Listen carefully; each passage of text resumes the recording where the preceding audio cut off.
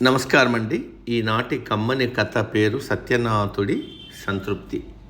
వినిపిస్తున్నది మీ విజయభాస్కర్.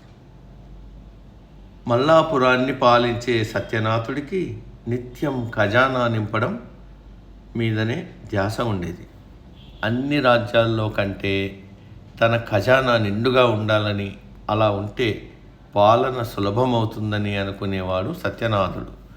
దీనికి తగ్గట్టే పరిపాలన మీద కంటే పన్నులు, ఇతర ఆదాయ మార్గాలపైనే దృష్టి పెట్టేవాడు.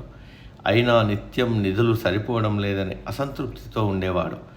ఒకరోజు, ఓ రాజా, ఈ 7 పాత్రల్లో ఉన్న వజ్ర వైడూర్యాలతో నీ ఖజానా నిండిపోతుంది, హాయిగా పాలించవచ్చు. కానీ దీనిలో నీ ప్రయత్నం లేదని, అసంతృప్తి కలగకుండా ఉండాలని ఒక పాత్రలో సగం మాత్రమే ఆభరణాలు నింపాను.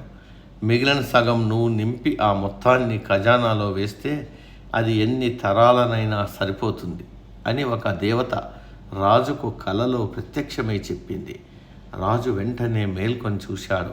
నిజంగానే అక్కడ 6 పాత్రల్లో నిండుగా, మరో పాత్రలో సగానికి కళ్ళు మిరుమిట్లు గొలిపే ఆభరణాలు ఉన్నాయి.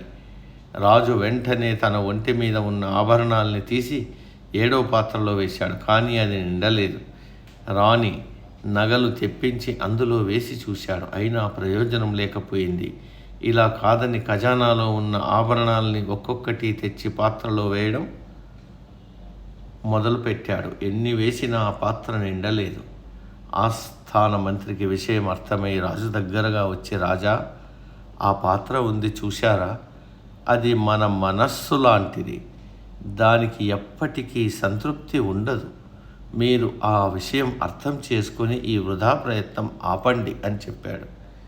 తనలో మార్పు తీసుకురావడానికే తన ఆరాధ్య దైవం ఇలా చేసి ఉంటుందని భావించిన రాజు అప్పటి నుంచి ఖజానా మీద కంటే పాలనపైన ఎక్కువ దృష్టి పెట్టి జనరంజకంగా పాలన సాగించాడు.